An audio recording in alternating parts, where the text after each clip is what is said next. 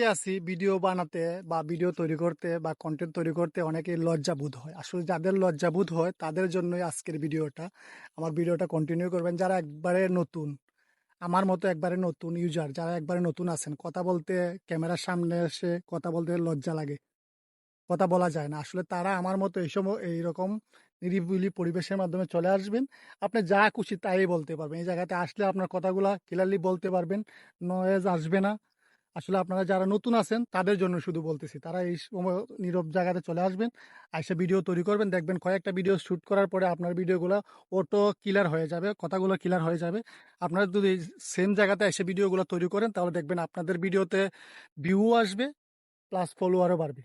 তাই আপনাদেরকে বলতেছি, যারা নতুন কাজ করতেছেন অবশ্যই আপনারা এরকম নীরব নিস্তব্ধ জায়গাতে চলে আসবেন।